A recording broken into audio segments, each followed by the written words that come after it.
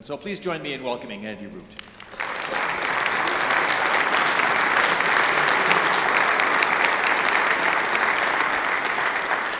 All right, it is wonderful to be with you. Let me start this way. Can you hear me? Are we good? People in the back, are we good? You can hear me? All right, so, well, it's great to be with you. You have, I think this is the first real session. I mean, you had chapel. That's a real session. But this is our first plenary around faith and science.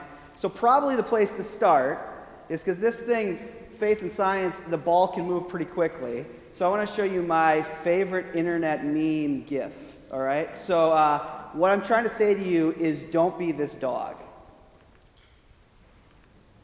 So as we have this conversation, just don't be this dog. It's going to feel as we have these conversations where the ball keeps disappearing. But just hang in there, and hopefully you're not this dog. I love this dog.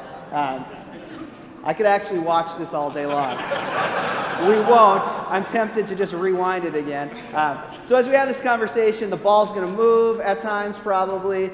Just hang in there. It'll come back, and it'll be kicked again, and then you can retrieve it and find it. So I saw that on the internet. On the internet, one of the great things about the internet is you can find lists. And on the internet, I found a list of the top 10 movie rivalries of all time. So we're going to just test your pop culture know-how. And so turn to somebody next to you who looks worth talking to and see if you can come up with some of the top 10 movie rivalries of all time. Ready? I'm just going to give you like a minute and a half. Go.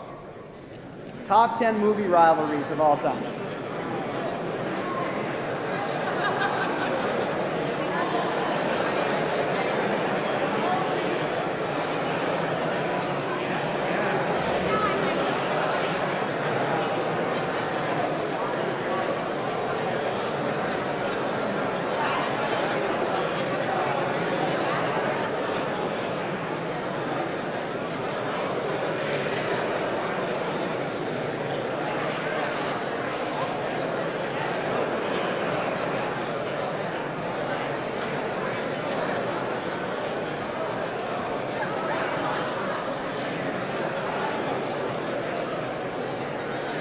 All right, so I don't have all 10, but let me show a few of them and we'll see who got them, all right?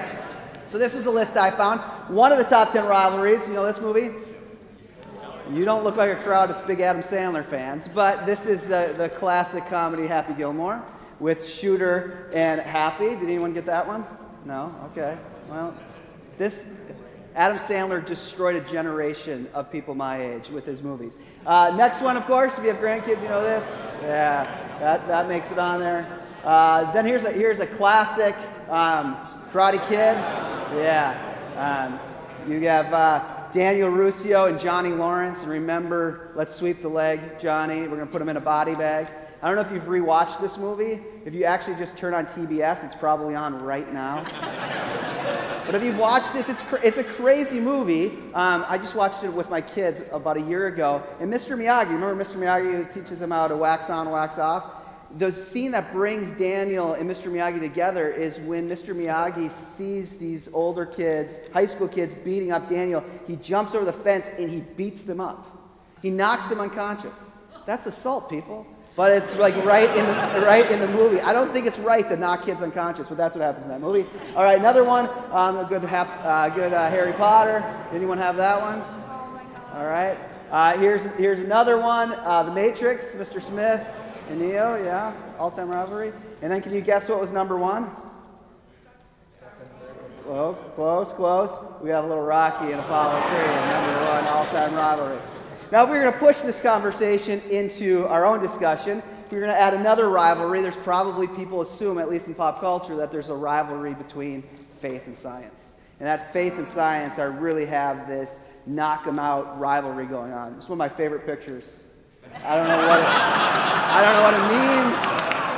I don't know who's winning. I mean, the tagline says, science versus religion, there's no contest. I don't know if that means Jesus with his perfectly conditioned hair is going to win here. He does have his iPhone going. He's probably listening to the Eye of the Tiger right there. But I don't know what it means.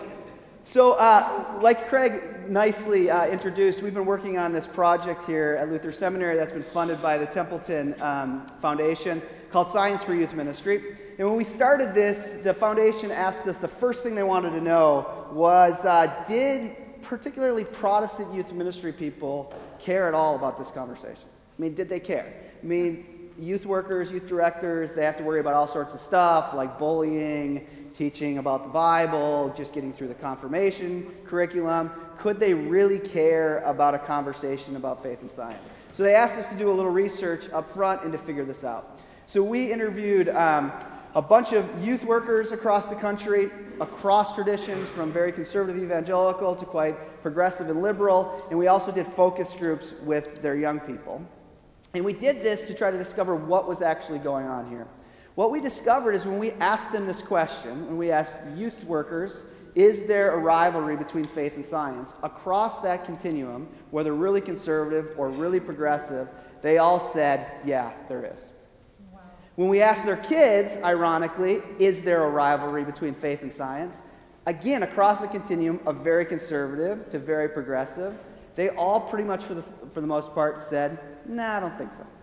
So very interesting. All the youth directors think there's a rivalry. All the young people don't really see a rivalry going on. So like I said, we asked the youth pastors, is there a rivalry? Here's a couple quotes that kind of highlight that. One youth pastor said, they go off to college, talking about his young people. They get hit with this question of what do you think about this or what do you think about that? Did your church ever talk about this? And they don't have a place in their minds to think about that, think about scientific questions. They don't know where to go, and all of a sudden, they can't get around this issue, particularly when they go to college. Another more conservative youth pastor said this. He said, I absolutely think they're in conflict scientifically speaking. I think evolution is BS.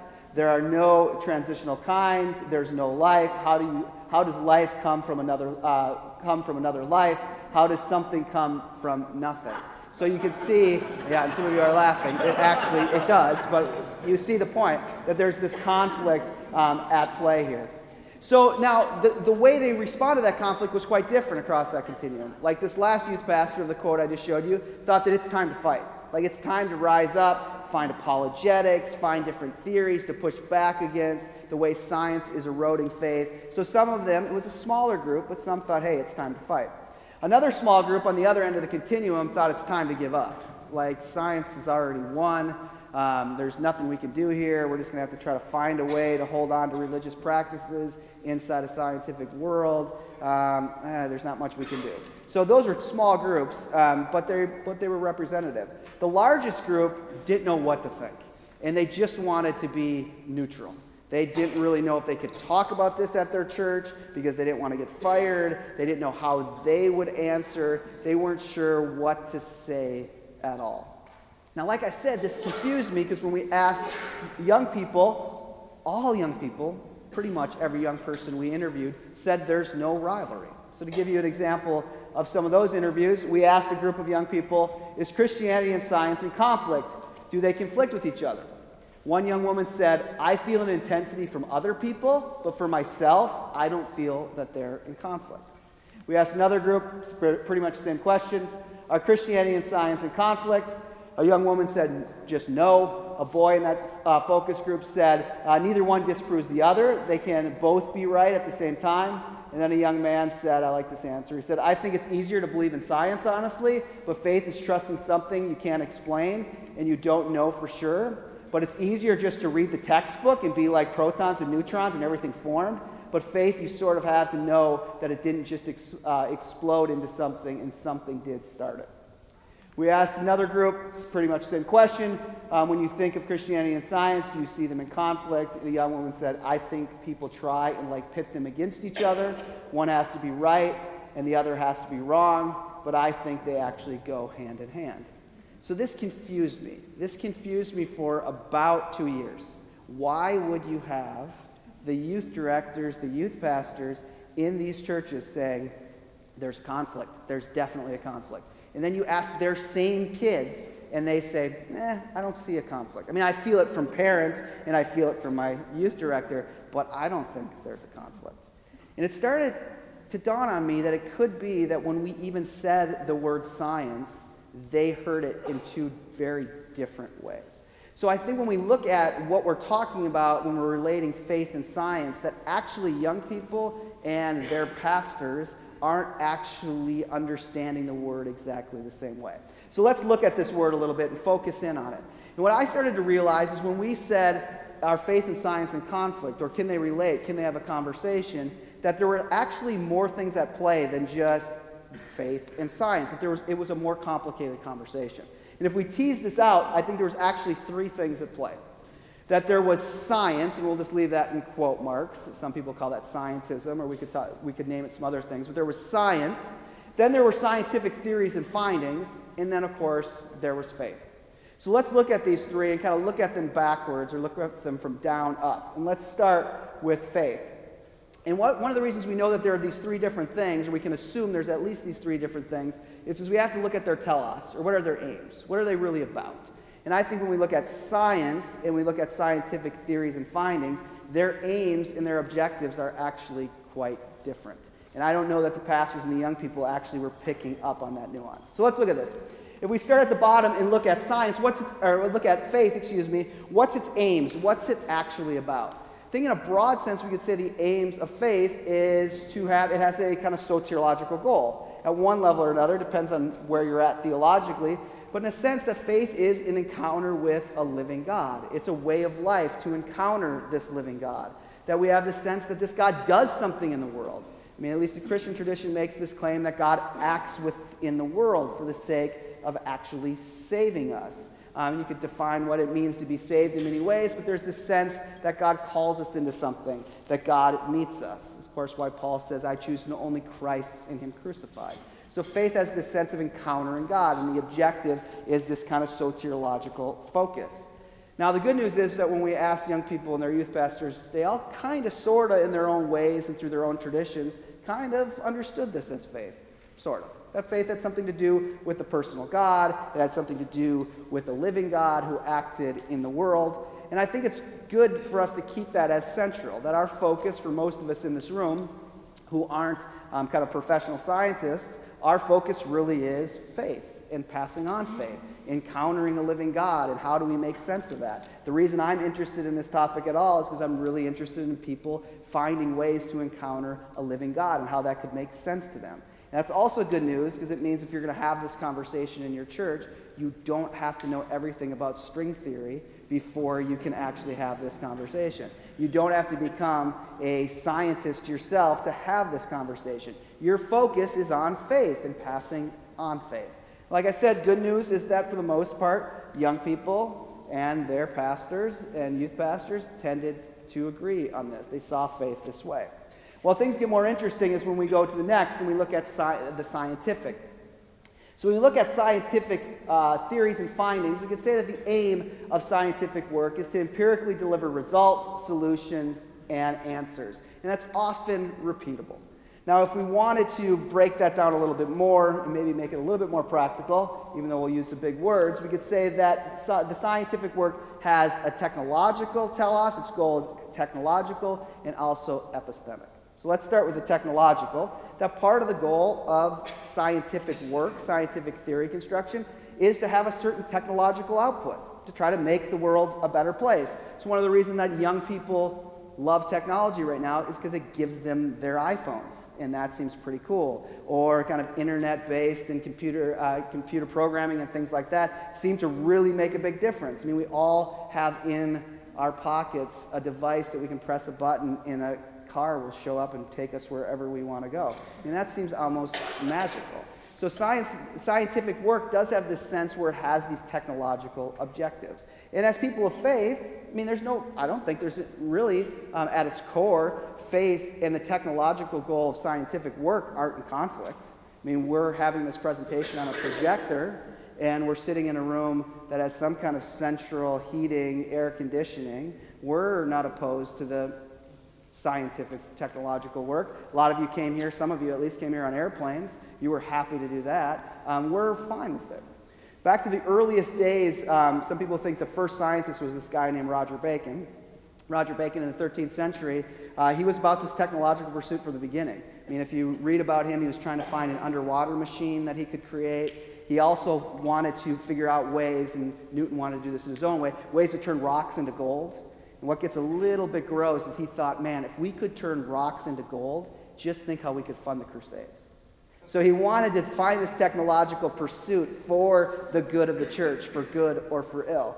And so for the most part, we haven't been against that. Now there's times that have happened in the history of the church, as well as could happen again, where we would have to stand up against the technological pursuits of scientific work. Happened during the nuclear crisis, that people in the church standing up and saying we can't support this kind of advance. I was at the Templeton Foundation a few months ago, and I was waiting to have a meeting, and this guy came in who was a younger guy who works there, and he's part of their genetics wing in their life sciences area. And he came in and he's like, "Can I talk to you for a few minutes?" And he's usually, if you go to the Templeton Foundation, they're very kind of buttoned up, very professional, but he's kind of t-shirt kind of guy. And he comes in the room and he said, "Can I talk to you?" I was like, "Yeah, sure." And he's like, what constitutes the image of God?" I was like, "I don't know. Nice to meet you. Like, what do you mean?" So here's the deal. I work on genetics, got a PhD in genetics, and we know the genetic coding to speech. And there's already been done where they've actually been able to rework the genetic coding of mice, and they will actually chirp more. Like, we've been able to do that, and they'll chirp more. He's like, now, you're never going to turn a mouse into Mickey Mouse. I mean, the cranium area isn't big enough. That's never going to happen. But he says, what if? What if you do that in a chimpanzee?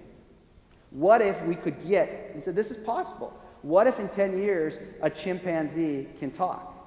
Then are they made in the image of God? What constitutes the image of God?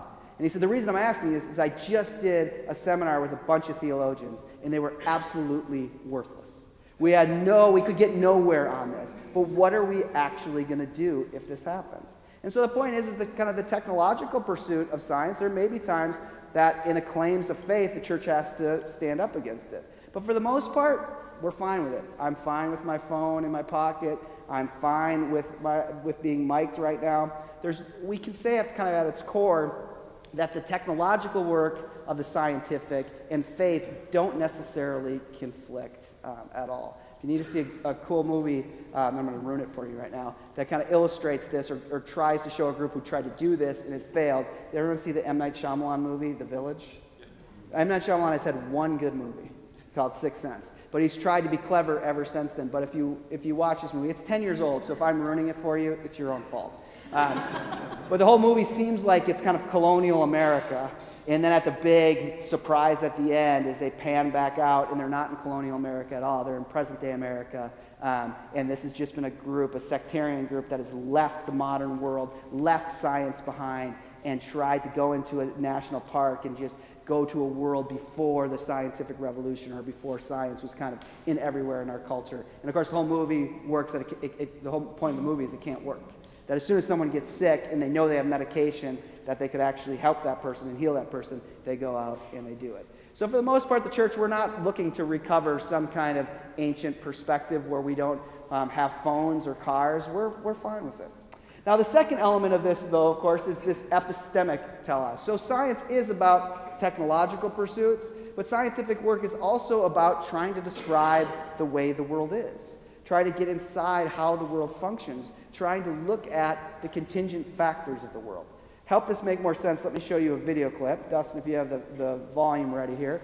Video clip, this comes from the NewsHour, and they're talking about the winners of the Nobel Prize, I don't know if it was last year or the year before.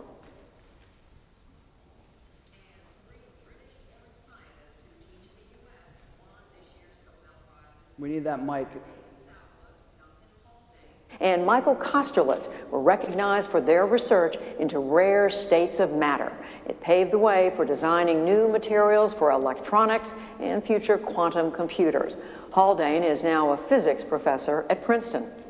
It's a very gratifying recognition of the work. I mean, I don't think one goes into the business, for prizes. You're kind of trying to find neat stuff, basically. Everyone wants to find neat stuff. The other recipients are affiliated with the University of Washington and Brown University. All right, so if you could hear that, what does this scientist say? He says, well, you don't go into doing this kind of scientific work to win prizes. You go into it to find neat stuff. That's the point. So here you have one of the smartest natural scientists in the world. He's like, the point of it is, I'm just looking for neat stuff. That's what it's about. So when I say the epistemic telos, that's part of what drives scientific work, to find neat stuff, to look for neat stuff. And that's a huge drive of it.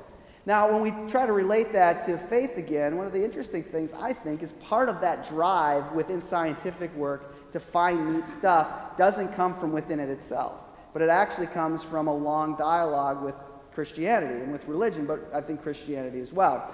So there's a theologian that some of you have heard of named Tom Torrance, T.F. Torrance, and T.F. Torrance is a very interesting kind of case. He's probably died 15 years ago or so, kind of 20th century Scottish theologian. And what's interesting about Torrance is that he was Karl Barth's student.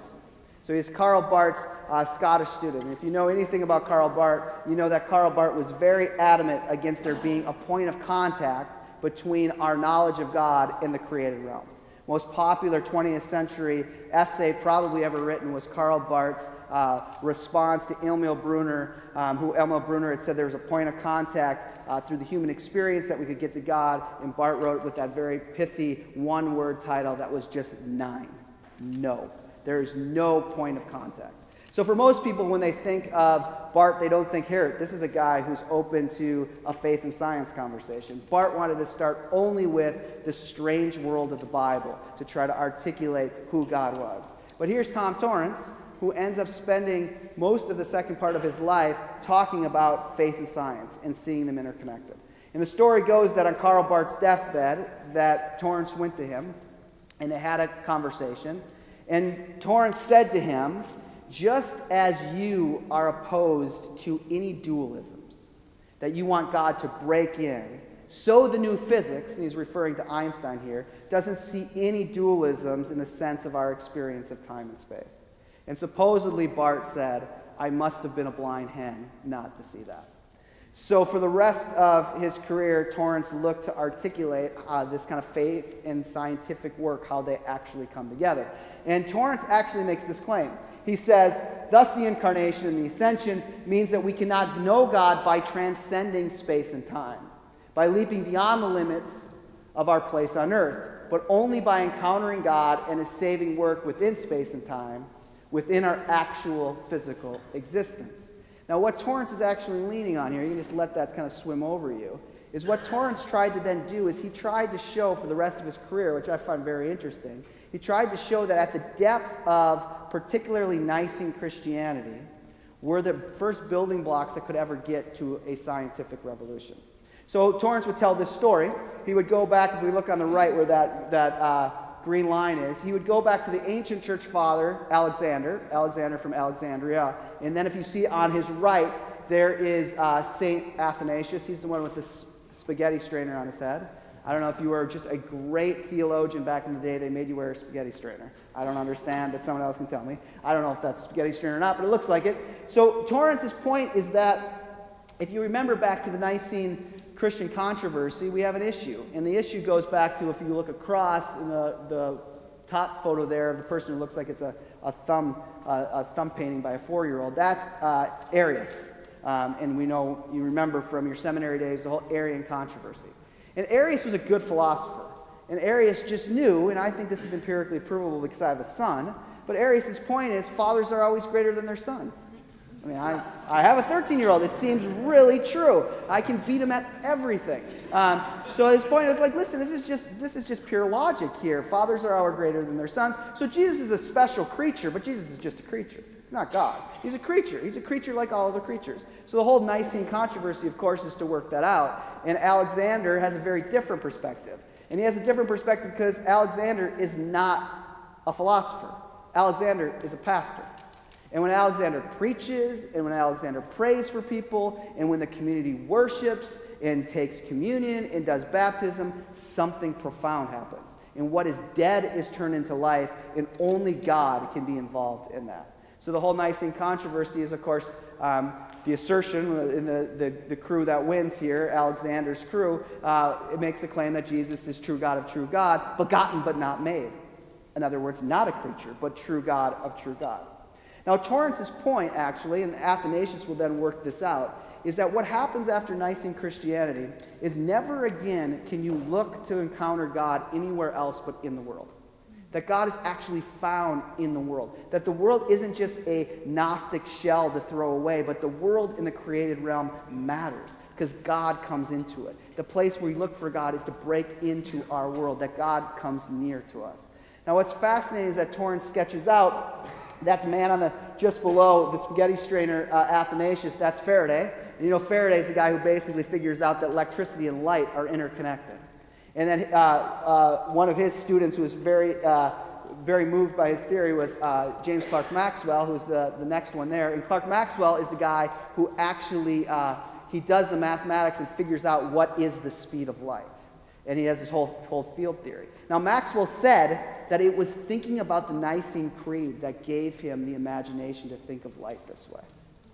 And then, of course, if you know anything about Einstein, Einstein is his own peculiar guy, but Einstein loved James Clerk Maxwell. Loved him, like had a major, major crush on him. Like the stories about Einstein is he gets kicked out of school because he's not a good student. It's not really true. Einstein was a great student, mathematical genius when he was about 7 or 8 years old. But he was bored with everything, and he hated Prussian forms of learning that demanded that you get in line and follow in a line, and he liked to just think. And so he used to skip all sorts of classes and just read Clerk Maxwell. That's what he wanted to do.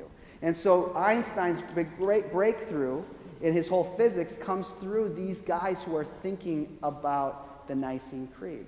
So the point, of course, here is if we go with even the epistemic moves of scientific work, it's not really in conflict with faith and science at all. As a matter of fact, Torrance says, modern science rests on certain ultimate beliefs, like contingency, intelligibility, and the freedom of creation, that it did not generate on its own.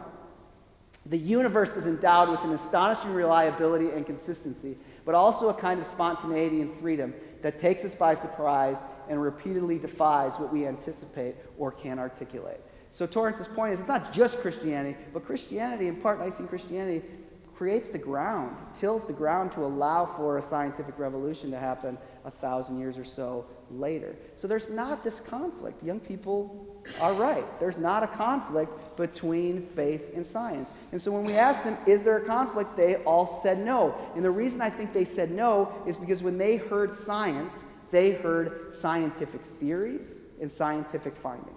After all, a lot of them are in high school classes where they're actually wrestling with scientific theories. And they didn't see how scientific work was necessarily in conflict with faith.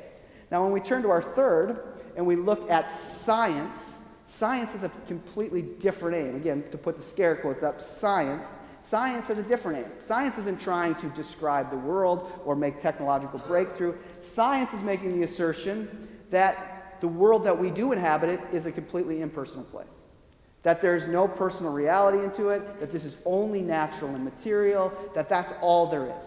That that's all there is at all. And it actually makes that assertion kind of as its own form of religion in a certain sense. And so when youth pastors, we said, is there a conflict between faith and science? They didn't think about scientific work. They thought about science and said, oh yeah, there's a conflict between faith and science.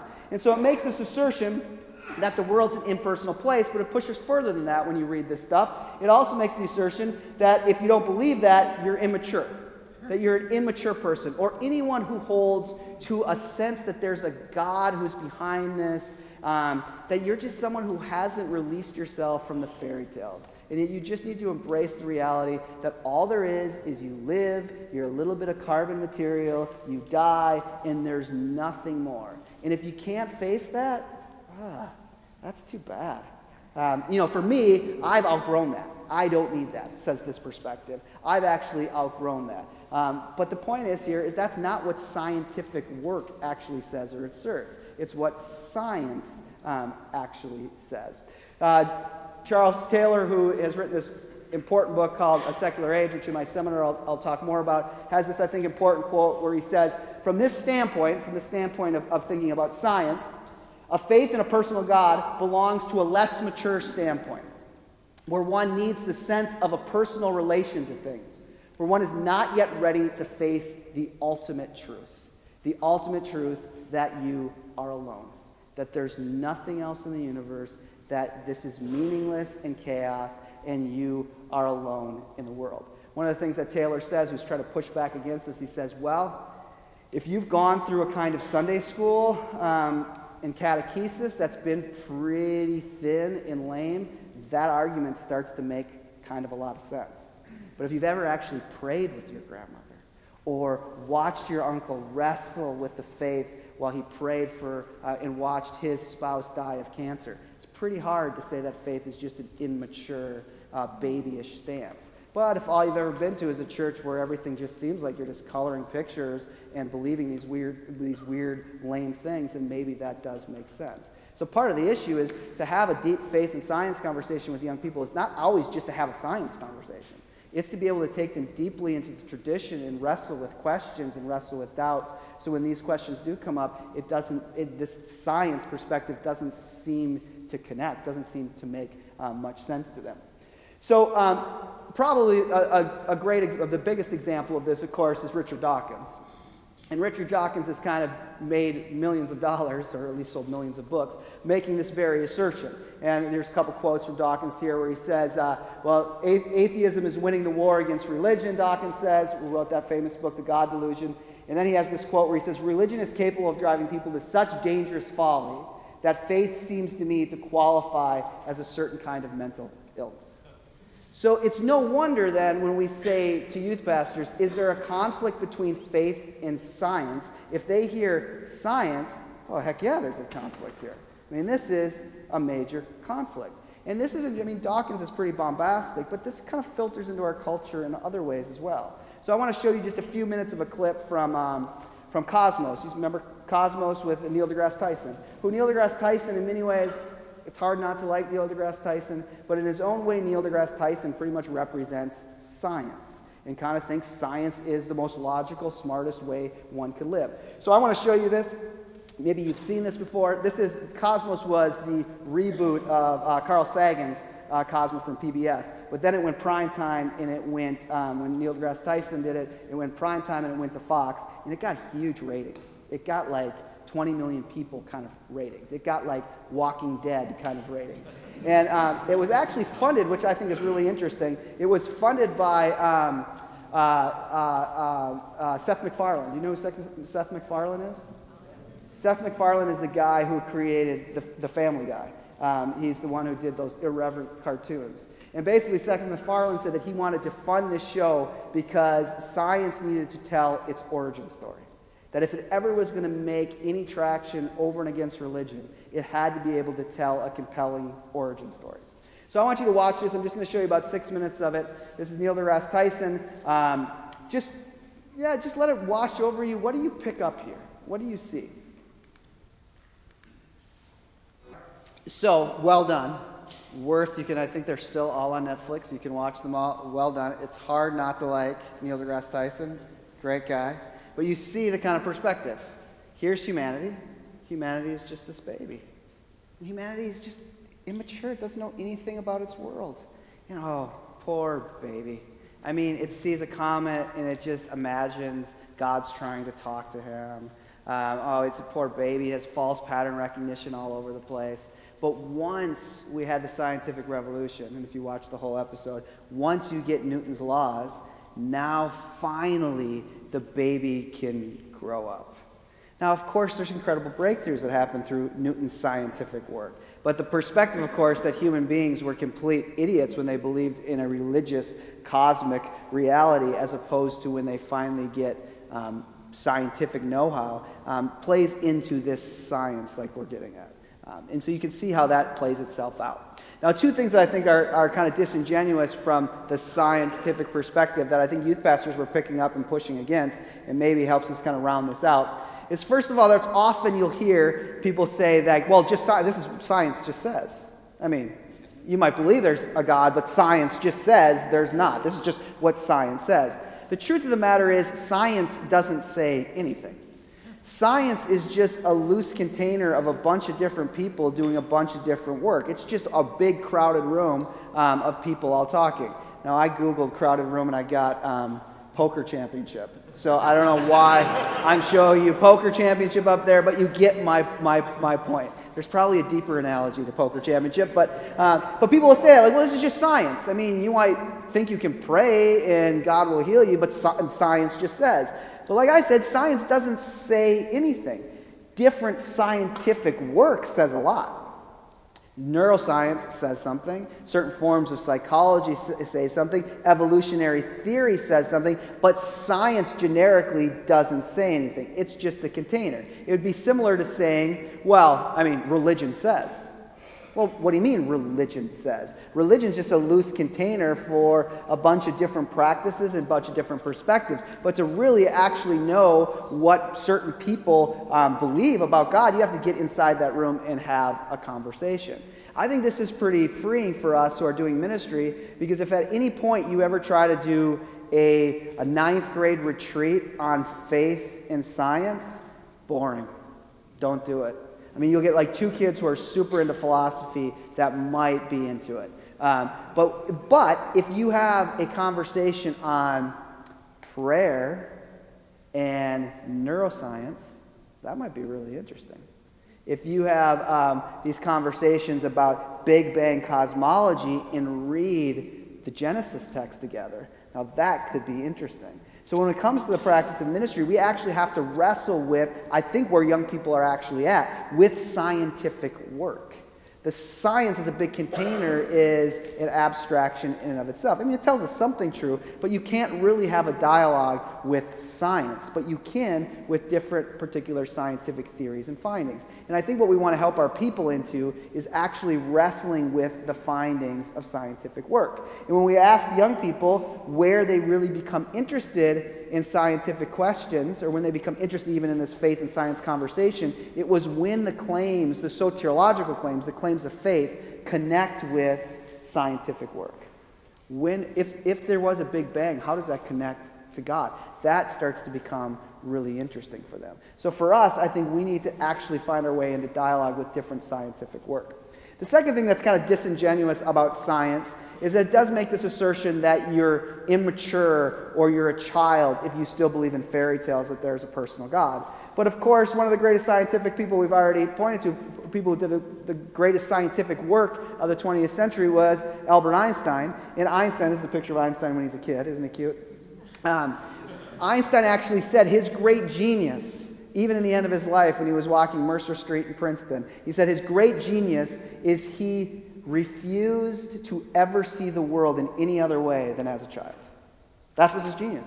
His breakthrough, that he embraced the world as a child. He wasn't childish, and I think there are ways we have to help young people out of childish kind of perspectives, but the kind of hermeneutic, the kind of perspective of engaging the world in a childlike way, something that I think Jesus actually means, for instance, in the Matthew text, is I think the way Einstein embraced the natural world scientifically. He embraced it as a child, looking for wonder, looking for surprise. I mean, it was only someone who was always an eternal child that could have the breakthroughs like Einstein has. I mean, you know, Einstein, it all starts for him when his father, when he's about 3-4 years old, gives him a compass, and he just looks at it forever and wonders, how does this compass work? The mystery of that. You know, one of Einstein's great thought experiments, where when you just know Einstein's thought experiments, when you think only an eternal 15-year-old could think of these things. And so Einstein's great thought experiment that helped break through towards his theory of relativity happened when he was 16. And you know what his thought experiment was? You all know this. He thought, what would happen? What would happen if I could ride a light beam? What would happen if I could ride a light beam like a bull, if I could sit on it? And then what would happen if I was riding that light beam as a bull, and then I tried to look in a mirror? What would happen? I would be invisible, because I would be going the speed of light, and there wouldn't be enough, the light couldn't bounce back off the mirror to reflect back. That starts getting Einstein thinking. You either have to be an eternal 16-year-old or really high to think like that, right? But that's that's the perspective. But science tends to say, the perspective of being a child, we're going to grow up beyond that. But the actual work, scientific work, is often done by like the physicist we see in the clip from the NewsHour, where I was just looking for neat stuff. Like I was just trying to discover neat things.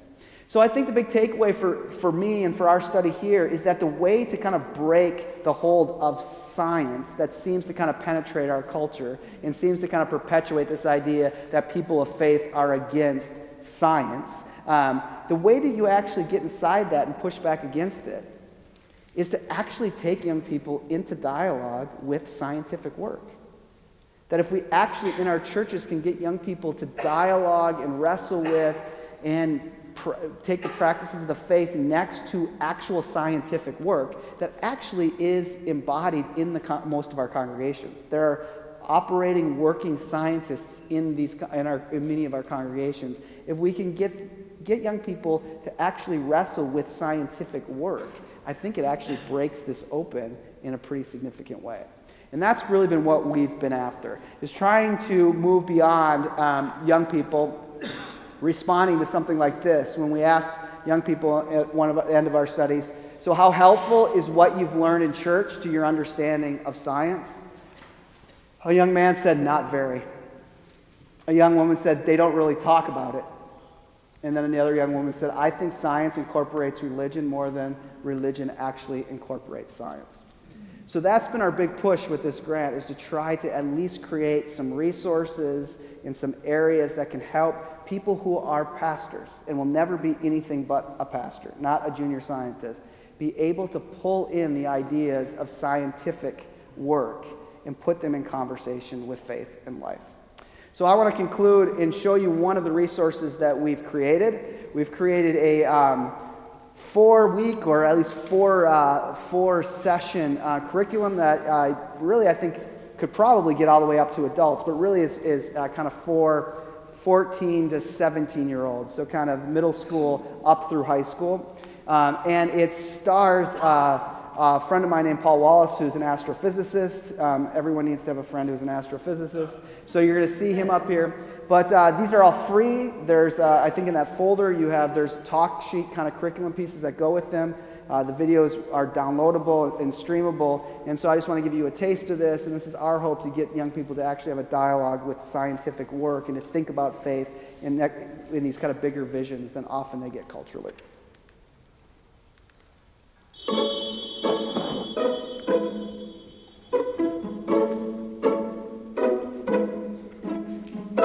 Hello, my name is Paul, and I am proud to be a science nerd. I studied physics in college and graduate school, and later on, I worked as an astrophysicist at NASA. Now I teach astronomy and physics to college students. I'll be taking you on a journey to explore the connections between science and faith. Thank you for joining me.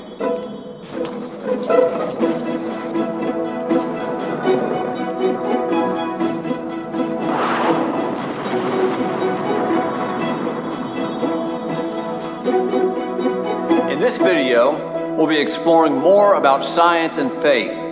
But first, I'd like to say something about lobsters. In order to grow, lobsters must periodically shed their skin. The process is called molting. When a lobster molts, its hard shell gets soft and splits down the back. When the split is long enough, the lobster pushes backwards out of its old skin. It's a stressful process. A newly molted lobster is vulnerable because its new shell is very soft. So for protection, it hides for several weeks until its new skin gets hard again. A lobster molts more than a dozen times as it grows into adulthood. If it did not molt, it would die.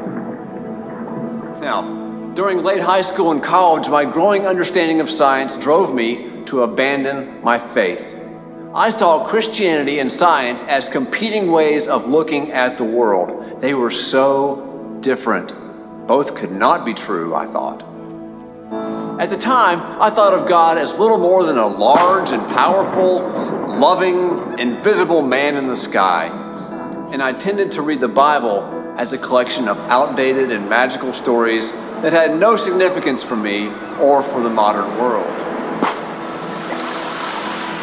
Science, on the other hand, seemed like, to me, to be a collection of indisputable facts that spoke for themselves and required no interpretation. And for me, it was either one or the other, science or faith, and I chose science. Now, this concerned some people. My parents worried. Some of my friends were Christians, and some of them tried to reason me back into the church. They came at me with arguments designed to help me see the error of my ways. It also concerned my girlfriend, Elizabeth. She loved me, and I loved her, but she was a Christian and I wasn't, and this made our relationship difficult. Nevertheless, I refused even to consider changing my mind, and it looked like my days of believing were over. But the truth is, I was like a molting lobster. Throughout my high school and college years, my religious skin grew tight and uncomfortable as I learned more and more about the cosmos. My understanding of God constricted my thinking, and I felt trapped by it. So, I shed my Christianity. The thing I left behind was not faith, but only a particular set of childhood beliefs. What I discovered is that true faith does not harden. True faith is always asking questions and looking for answers, sometimes very aggressively. Faith is a living and evolving thing. It grows as we grow, and it looks different at different stages of life. And in my case, what looked on the outside like a triumph of science over religion was really just a step in the development of my faith. You may ask, how did my faith come back? What happened? When Christians talked to me, I always got the feeling that they saw me as a kind of a lost soul in need of saving. And you know what? It made me feel like I was just one of their projects. But on the day I met Elizabeth, she sat down across the table and she looked directly at me, and it was very different. She wanted to know me, not fix me or save me. And that made all the difference. So, it was love and not an argument that first won me back into the Christian faith. But I was still a scientist. My faith craved understanding. I still wanted to know stuff. I wanted to find a way to think about God in light of science and how to think about science in light of faith. I was a physics grad student when I began to pray and worship again. And I started to meet a lot of people who took both faith and science very seriously. Their faith was more mature than mine, and they understood science a lot better than I did. These friends saw faith and science as both and not as either or. I began to think of faith and science in terms of cooperation instead of competition, and that was my fundamental breakthrough. Another thing that changed is that instead of seeing the Bible as just a book of fairy tales, I began to see it as a narrative, a story that spoke deeply to me. I realized that Scripture is about my life and the lives of all people, and even about all creatures. For example, consider the first few chapters of Genesis. As a teenager, I knew it was impossible to square a historical reading of those chapters with science. That's one of the reasons I dismissed the Bible in the first place.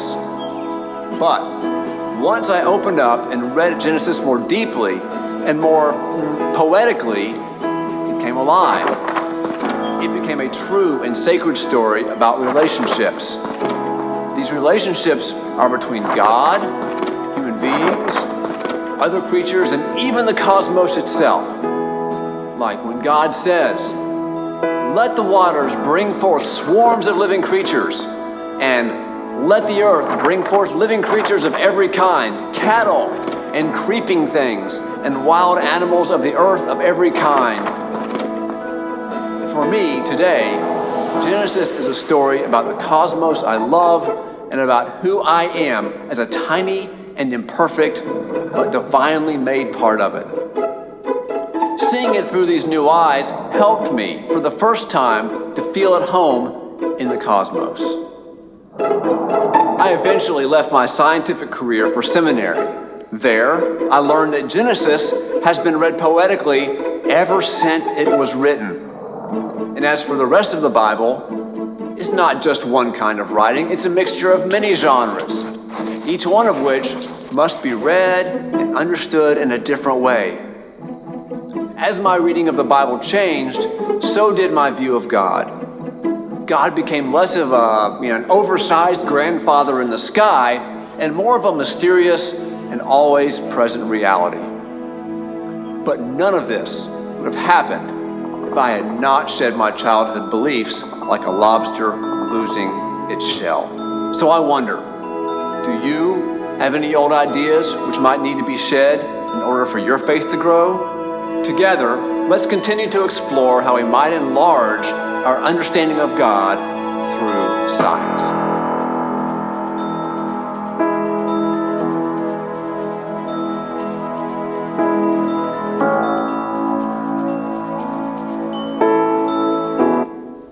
All right, you can find those, like I said, on our website, and we hope that they're helpful to you. Let me pray for us. God, we are thankful. And we remember those to whom you've called us and are aware that they have big questions. Some of them about scientific work, some about just if there is mercy and love in the universe. And we pray that you would open our hearts to them, that you'd help us to recognize your work in the world.